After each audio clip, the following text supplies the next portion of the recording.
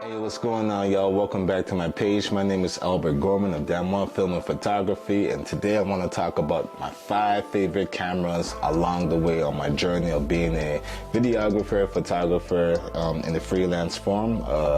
These 5 cameras, man, honestly, they mean a lot to me. I know that might sound weird, but each one of them was a game changer along the way. I was able to learn, grow, experience different kind of techniques and stuff like that. So I'm not going to say which one it is yet, but hopefully y'all watch the video to the very end to see which one was my favorite camera on my journey, and hopefully it can help you guys out. If you can also let me know what cameras you guys used on your journey in the comment section, we can keep the conversation going. All right, so with that being said, let's hit the intro. Hopefully y'all lock in, y'all stay tuned and enjoy the rest of the show. All right, peace.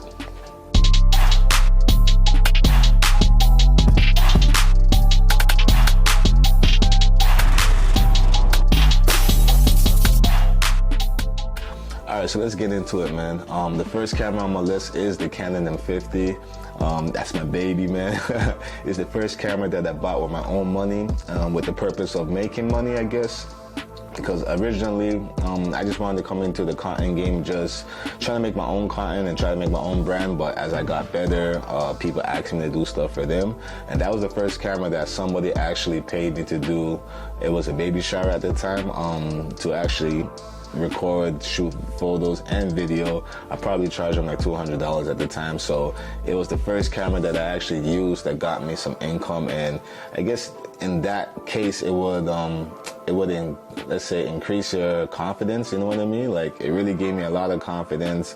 It gave me affirmation that okay, I can actually do it, and the client was very happy with the results. So I just wanted to give a shout out to the Canon M50. It was my first camera on this journey, and it's number 1 on the list of the 5 that I got.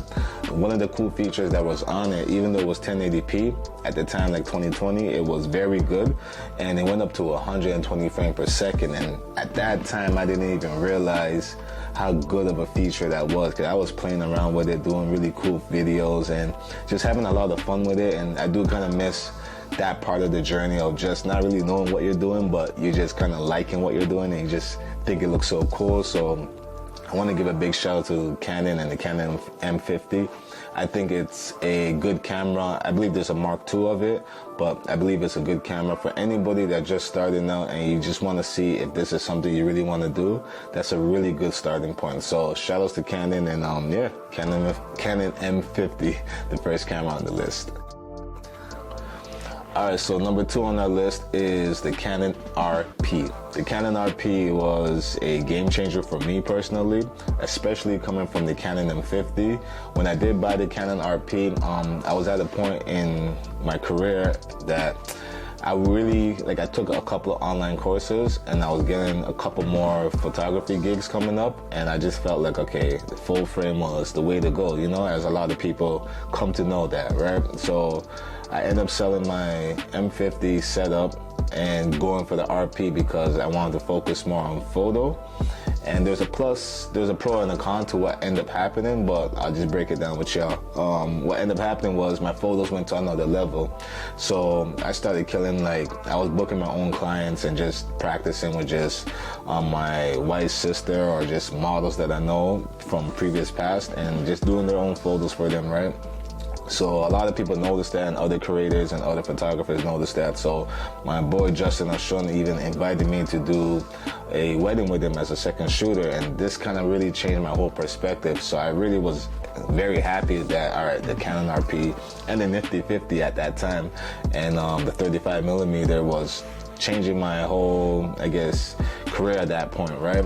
But the con of it was the Canon RP is not great for video, and as much as I loved the photos I was getting, and the video was actually pretty good too, for it still allowed me to get better, but it didn't have no log features, and it didn't have anything customizable to really, I guess, take your video recording or production to the next level. But I still forced it and still got some pretty good video out of it. But at that point is when I realized, okay, as great of a photo camera this is, am I gonna stick with Canon? And Yeah, so like I was just saying that the photos I was getting out of the Canon RP was amazing, and I was renting. This is the first time I started renting out lenses, so I rented out the 28 to 70, I think 2.0.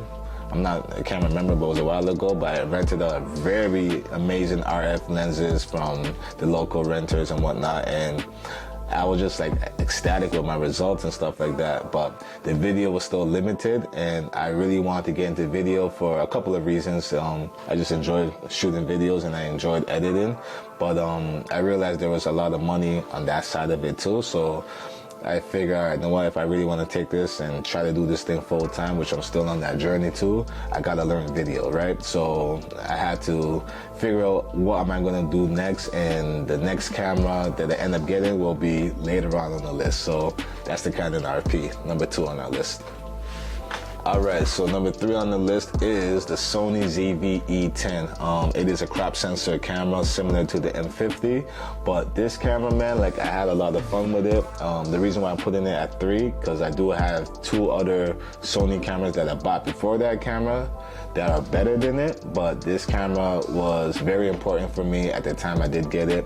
It was pretty much my first year of being a professional business as a videographer and photographer, and it was my C camera after the next 2 cameras I'm going to mention later. And honestly, man, I just took it for granted. It is what it is, right? It's a very useful, durable. It can stand next to a lot of more expensive cameras. It takes photos at a decent clip. I actually did use it as a B camera at a wedding and stuff, and I was very pleased with the photos that I got out of it. It is a great form factor. It's very small, so it's a great travel camera if you just want to keep it sleek and keep it very discreet. It's interchangeable lenses on it, so it is better than, let's say, the ZV-1, which I do have. And unfortunately, I sold the ZV-E10 for the ZV-1. Yo, Sony, man, y'all killing me. For the ZV-1 Mark II. And as much as I like that camera, I wish I still had the ZV-E10 just to have the ability to change lenses and kind of up the quality that you can get out of that camera body. And honestly, I just think it's I think it's the best entry camera on the market right now if you want to get into Sony. Like, I just think if you have $1,000, you can get that with maybe a Sigma 30mm 1.4, and you'll get amazing quality. So shout outs to Sony on the ZV-E10. I think by wedding season this year, as maybe my D camera, like I'm gonna buy it back again. I just like the convenience of it, and I think it's a dope ass camera, so it is what it is. That's number 3. Alright, so number 4 on our list is the Sony FX30. The Sony FX30 is just like my most reliable camera that I ever bought. It has never overheated on me. It does have dual slots for SD for redundant recording. It has every single log feature that Sony pretty much provides. It has a great bit rate and options as far as that is concerned. I'm not gonna go too deep into that. When I do weddings, I do like to choose a lower bit rate just to kind of keep my space on my memory cards a lot more. And the quality of it is still great to me, so I never really had a problem with that. I never really use it on 1080p, but it's pretty much in 4K all the time, up into 4K 60. It does go up to 4K 120, but I never really needed that for the FX30, so I just kind of kept it at 4K 60 or 4K 24. And honestly, I just feel like it is the most, like, I'm still learning it. It still has so much more to it that I feel like every time I take it out on a paid gig, I guess, I do learn something new from it. It never really disappointed me. It usually impresses me or does something that I'm like, oh wow, okay, it held up in that situation.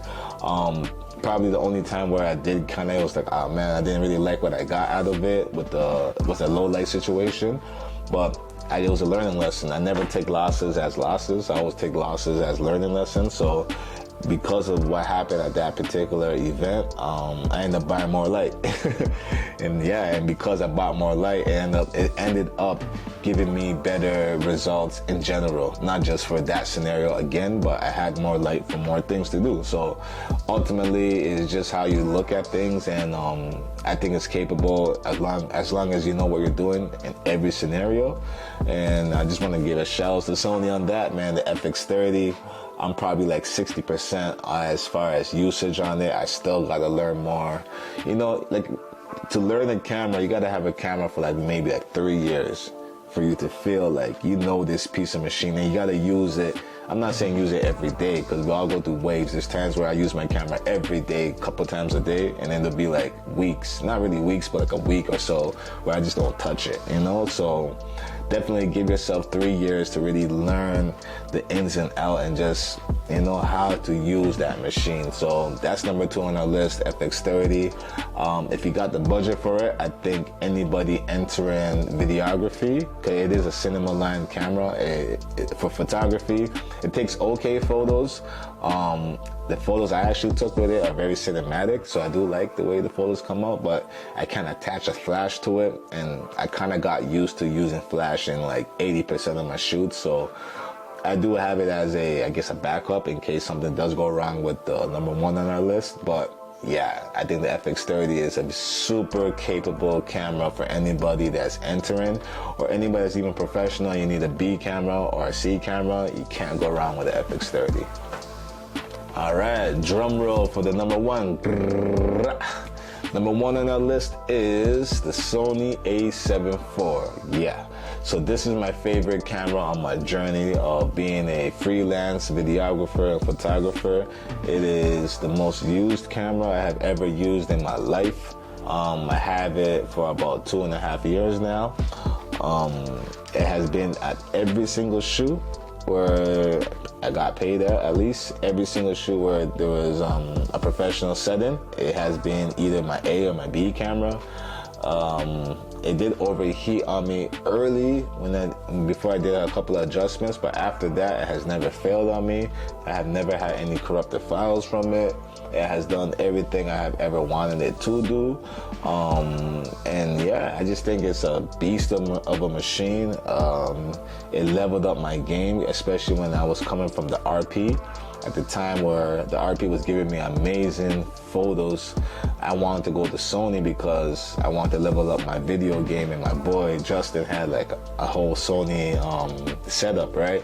And I was like, damn man, like I really like that. And Canon was kind of out of the price range. Like I looked at the R6 and the R5, but the cost of the lenses and stuff like that, it was just, I want to, like I said, I spent a lot of money just buying a lot of shit that I thought I needed, but not everything you needed. So along that journey and spending all that money, the good thing was I did go into Sony, and I don't have no regrets, because I ended up buying Tamron lenses and Sigma lenses, where the quality of these lenses was comparable to the RF lenses that I was using on my RP for photography, which is all I'm concerned about. And the video options that the A7 IV gave me compared to the RP is like night and day. Like, let's not even talk about it. So when I got to that point, I was like, okay, I'm ready, man. Like, you know what I mean? And whether or not I was ready or not, yeah, if that makes sense, it was still powerful enough for me to get the job done. And that's all I'm concerned with. It's just getting what I envision and getting it done to that level, close to that level, or you know, like going above that level, exceeding that level, you know what I mean? So the A7 IV, I don't want to long-wind this. And again, I didn't go into like a lot of specifics with the specs and stuff like that. I'm just more talking about usability and just my own journey and how I got to this point. It is recording me right now, so as you can see, it's with the Tamron 35 to 150, and I just think it's the best camera I have ever used, and I don't see myself ever selling it or changing it until who knows what the future really holds. But big shout out to Sony on that. Hopefully this video gave you guys some kind of insight. I would love to hear you guys' journey as far as what cameras and what gear you bought to get to the point you are in right now. Let's keep the conversation going in the comment section.